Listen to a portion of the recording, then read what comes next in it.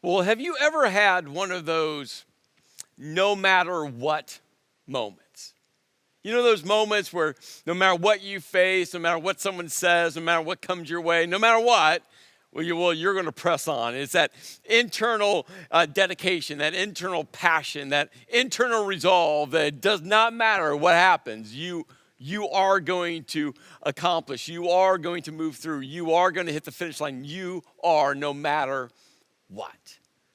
Now, if you're a sports fan, and I'm talking a real sports fan, not a bandwagon sports fan. If you're a sports fan, you completely have had no matter what moments because you've had seasons where, well, the team wasn't that good, the coach wasn't that good, the star player didn't show up, right? And you've had to continue to root for your team. I'm a Dallas Cowboys fan, and I just tell you, it's been a long, long drought of being a Cowboys fan without a whole bunch of wins. In fact, this week I had several people, loving people, encouraging people, send me this meme.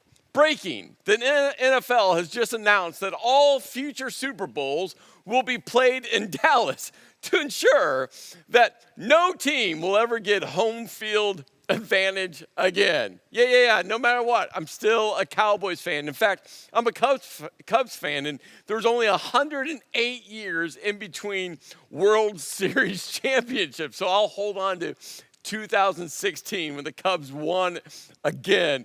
I'll hold that for the rest of my life. I'm a Cubs fan no matter what. I'm a Dallas fan no matter what. Well, have you had a dream? That's a no matter what dream. That dream that's welling up within you. That dream that no matter what people say, no matter the looks you get, no matter how big and how daunting the dream is, no matter what, you're chasing that dream. Maybe it's a goal, a no matter what goal. You've set a goal in front of you. Maybe it's a small goal. Maybe it's a massive goal. It doesn't matter the size of the goal, but you have just locked in. No matter what that goal is, you are going to accomplish it, and no one's going to detour you from it. I had one of those no matter what goals. The first time I ever ran a marathon, it was a no matter what, I was going to cross the finish line. If I had to crawl across the finish line, if I had to roll across the finish line, it didn't matter. I knew that no matter what, I was going to finish that race, and I did.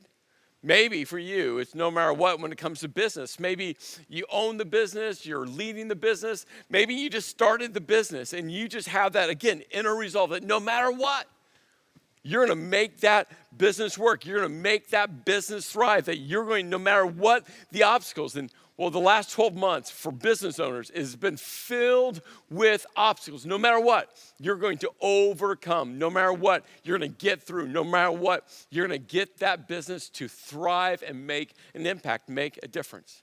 Now, if you're married or have been married, you've had a no matter what moment, right? Because no matter what is actually built into weddings. It's part of the vows. It's the line, till death do us part.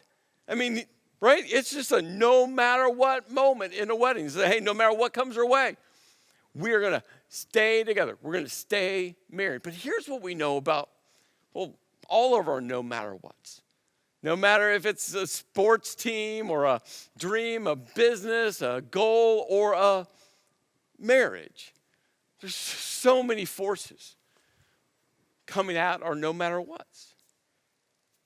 There's people that don't want to see us succeed. There's people you know who are close to you that don't want to see you succeed. There's people you don't know that you've never talked to that are trying to get you to give up on your no matter what.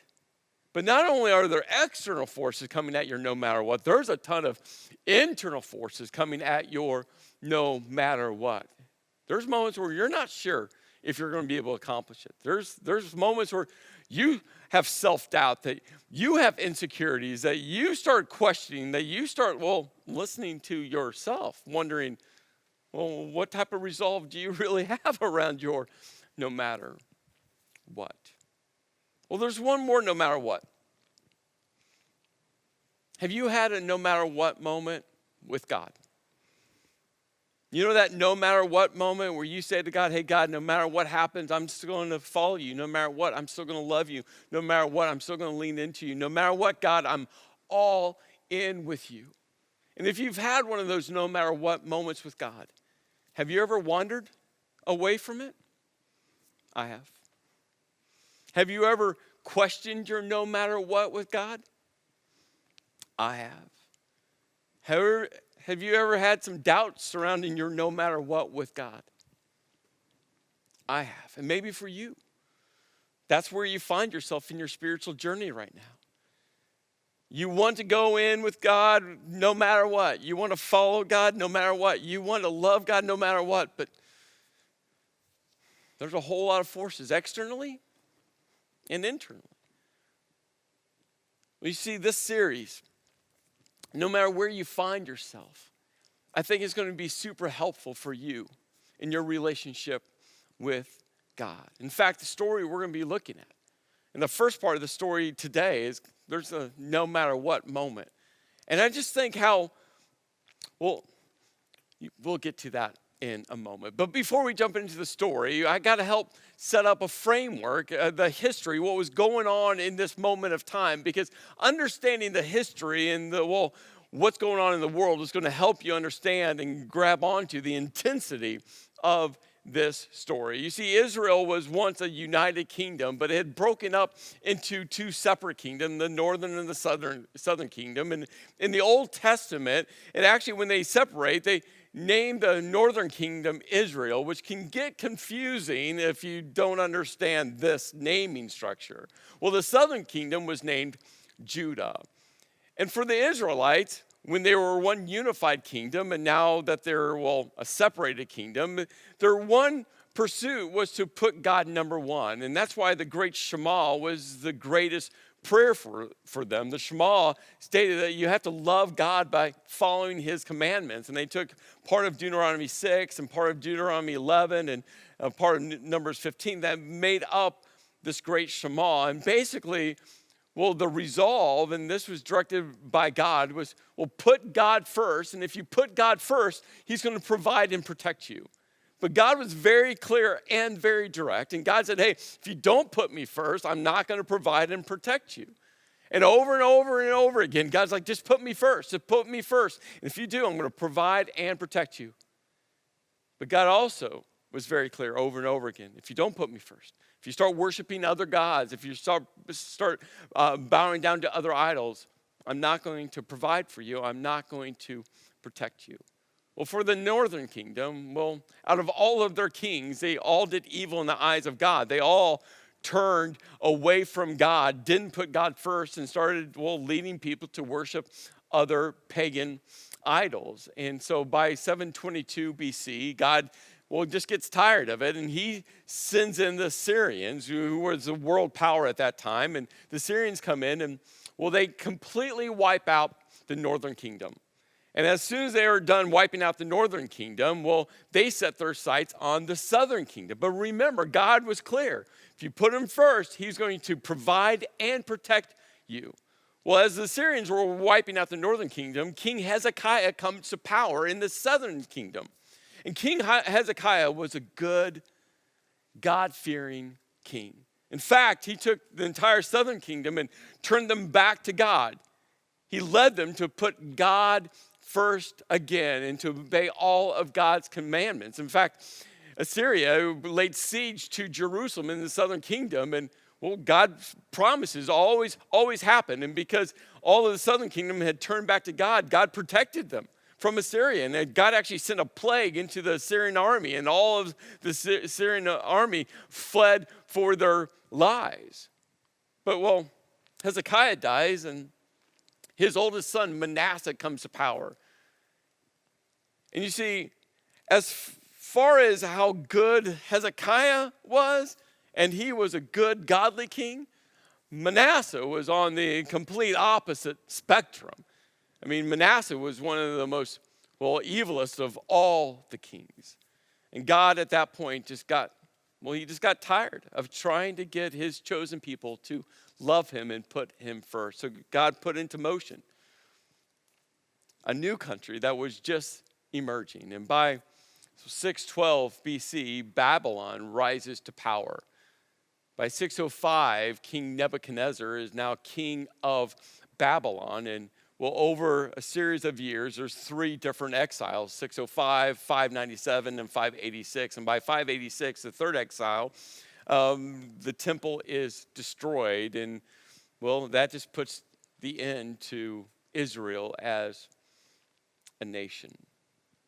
And where we're going to step into the story is, well, a few years before the temple being destroyed, and it's in the first exile. In the first exile, King Nebuchadnezzar grabs onto some of the young and influential and wise and popular and good-looking Hebrews, and he said, hey, you're coming with me to Babylon. And this was very common practice for other foreign powers to come in, conquer a nation, and they would want to handpick the best of the best from that group of people. And so Daniel was one of those, well, best of the best. And there's a book in the Old Testament actually titled Daniel. And so in Daniel chapter 1, Nebuchadnezzar had brought Daniel and these other Hebrew youths into the kingdom, and he was teaching them how to speak the language and their customs and their culture, because he wanted to integrate them into their kingdom. By Daniel chapter 2, King Nebuchadnezzar had a dream, and no one could interpret the dream except for Daniel. And Daniel comes in, interprets the dream, and in doing so, King Nebuchadnezzar names Daniel as the governor, the overseer, the leader of the entire province of Babylon, Babylon being the capital city of this Babylonian empire. I mean, Daniel rose quickly to a place of great power and influence. And in doing so, Daniel asks the king to allow him to hire three other Jewish men to help him lead all of Babylon. Their names were Shadrach, Meshach, and Abednego. And this is where we're going to step into the story. King Nebuchadnezzar made an image of gold, and we're not sure who this image reflected. It could have been the great Babylonian god Marduk, or maybe Marduk's son Nabu. And Nabu was actually where part of Nebuchadnezzar's, the first part of his name, comes from. And Nabu was the son of Marduk. So we're not sure exactly who this image was, but it's probably Marduk or Nabu. But they made this image of gold, and it was 60 cubits high and 6 cubits wide. So it was like 90 feet high and 9 feet wide. So think of this image more like a totem pole. 90 feet high, 9 feet wide. It wasn't solid gold. It would have been just wrapped in gold leaf. And he set it up on the plain of Dura in the province of Babylon. So that would have been like a suburb of Babylon. He then summoned the satraps, the prefects, the governors, the advisors, the treasurers, the judges, the magistrates, and all other provincial officials to come to the dedication. Now, what we have to understand is, he summons everyone who's in any type of political leadership seat of power in all of Babylon. But Daniel himself is never mentioned in this part of the story. So most scholars believe that Daniel was probably away on official king business, so he just wasn't around Babylon in this moment. But Shadrach, Meshach, and Abednego, who worked underneath Daniel to help lead and oversee Babylon, well, they would have been there. And so they summoned them to this dedication of the image he had set up. And all of these political officials and influencers and leaders assembled for the dedication of the image that King Nebuchadnezzar had set up, and they stood before it. So just get this image. There's a 90-foot tall gold-wrapped image of one of the Babylonian gods, and some 200 officials all standing around. These were the most powerful, the most influential, the movers and shakers of within Babylon. They were all gathered together for the dedication of this image of gold. And then the king's herald comes and loudly proclaims, nations and peoples of every language, this is what you are, commanded. Now, when a king commands, you do. When a king suggests, you do. When a king even whispers that maybe, just maybe, you should think about, you do. There's no room for conversation. There was no room for dialogue, especially when it came to a king like King Nebuchadnezzar. And the herald was like, hey, this is a king's command. This is a king's decree. As soon as you hear the sound of the horn, the flute, the zither, the lyre, the harp, the pipe, and all kinds of music, you must what? Fall down and worship the image of gold that the king Nebuchadnezzar has set up. But whoever does not fall down and worship will immediately be thrown into a blazing furnace. Now, right off in a close distance to this image of gold, they would have built this massive furnace to help them build this massive statue.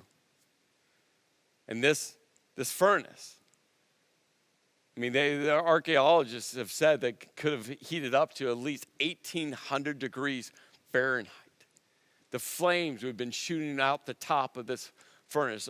Smoke would have been billowing out. I mean, they could still feel the heat, even though it was a little distance away. They could feel the heat. The herald's like, hey, you either do what the king says or immediate death. Those are your two choices. So what do you think the people did? Well, the music played, and everyone worshiped. Well, almost everyone. At this time, some astrologers, and these were Chaldean nobles, again, people of great power and political influence, came forward and denounced the Jews. They said to King Nebuchadnezzar, he said, hey, may the king live forever. Your Majesty has issued a decree that everyone who hears the sound of the horn, the flute, the zither, the lyre, the harp, the pipe, and all kinds of music must fall down and worship the image of gold.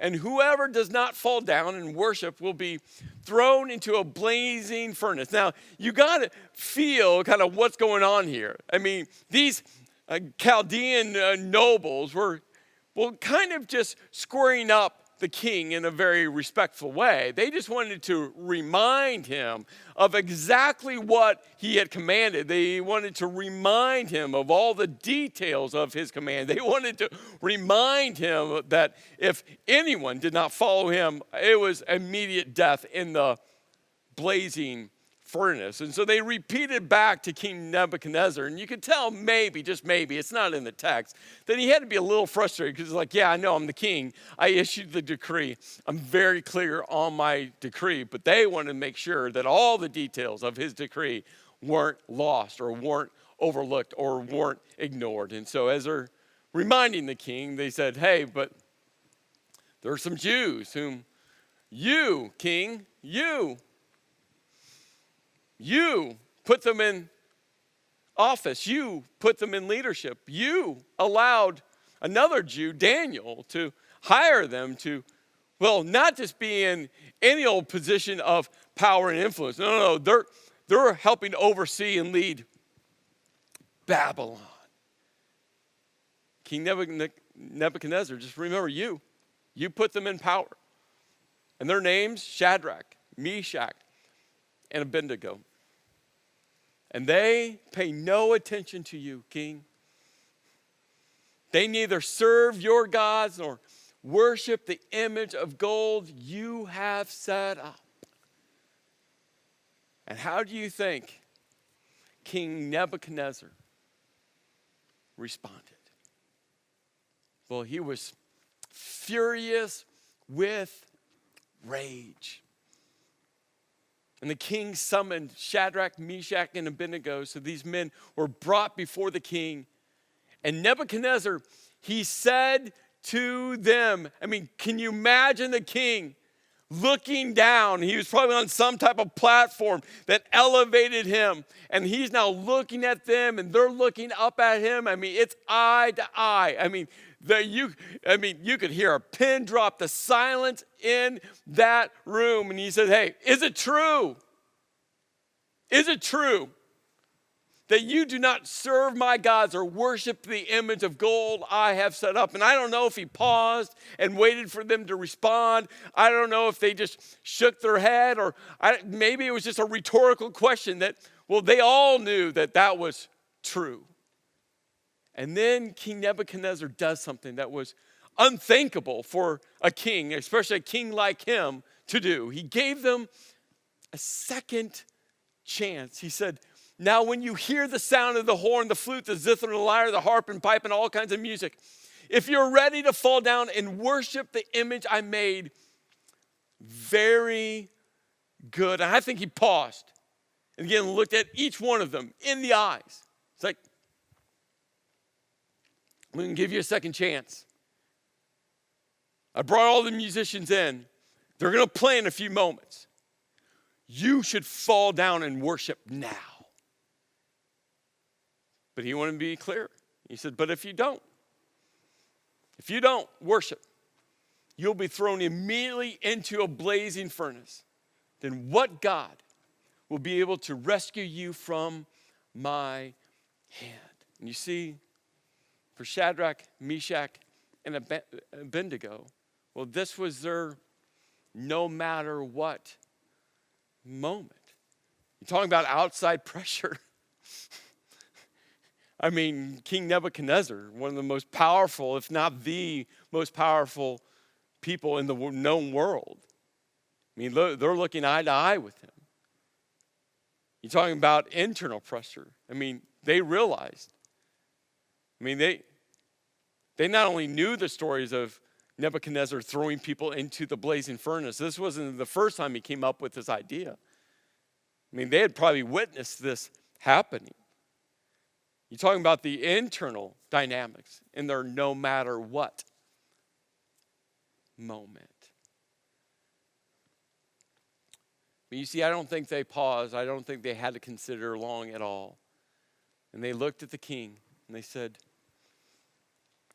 King Nebuchadnezzar, we do not need to defend ourselves before you in this matter. If we are thrown into the blazing furnace, and we know you can, you have to know that the God we serve is able to deliver us from it. And he will deliver us from your majesty's hand. No, don't miss this lesson. And Christ followers, lean into this. They're standing in front of the king, and with all the respect, they look at the king, and they call the king your majesty. You see, we all had to follow people that maybe didn't like God, maybe didn't serve God, maybe we didn't respect.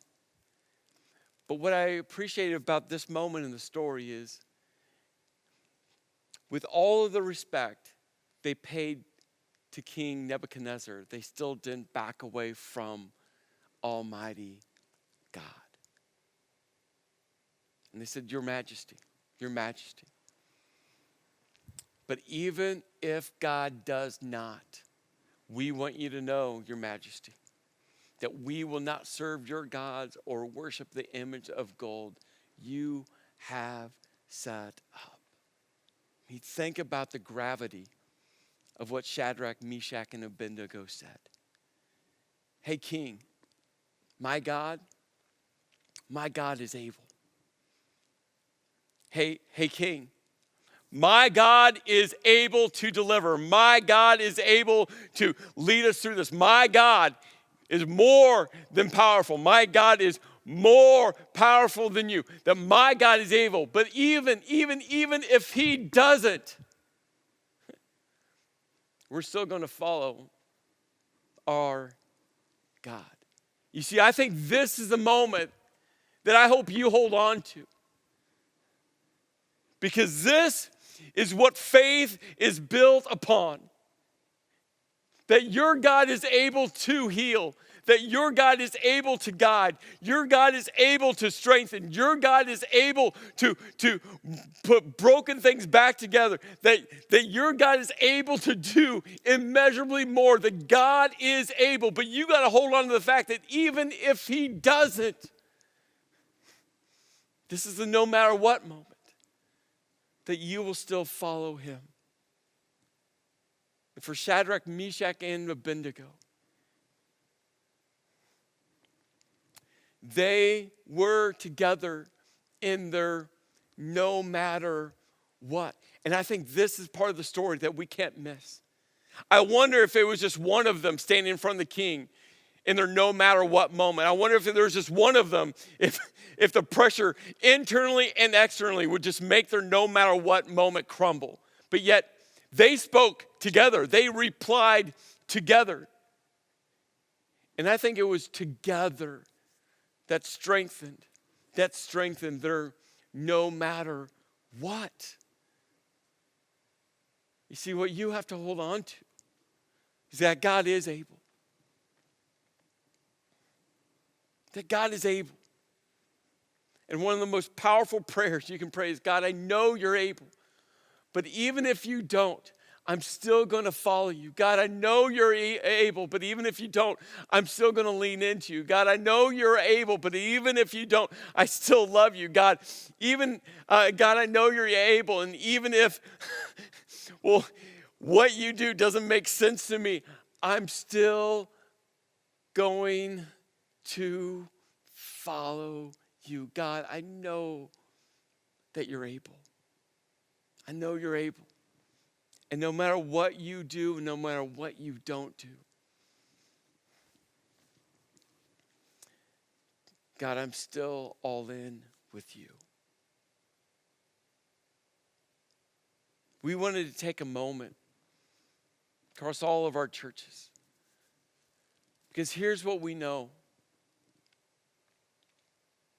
We're all facing moments where we're saying, hey, God, I know you're able. We're all facing challenges where we just need God's strength and God to show up and God to direct and God to heal and God to fix and God to do something. We're all facing those moments. And you see, we're always better together. Shadrach, Meshach, and Abednego were better because they were together. And we wanted to just take a moment for all of us, across all of our churches, to pray together. Over the past few days, many of you have just been sending in prayer requests, personal prayer requests for you or prayer requests for people you know. And we want to create a space where we all pray together. And if you have something that you would just like people to pray for, simply just send the word pray to 833-709-0962, and we'll send you a link, a quick little form. It'll take you maybe 90 seconds right now. Fill it out and send it in. And across all of our churches, we've just created a space right now for us to pray for each other by name. And as you pray, hold on to what Shadrach, Meshach, and Abednego said, that God is able. But even if, we will still follow you, God. So right now, I just want to welcome up all of our campus pastors from across all of our physical campuses.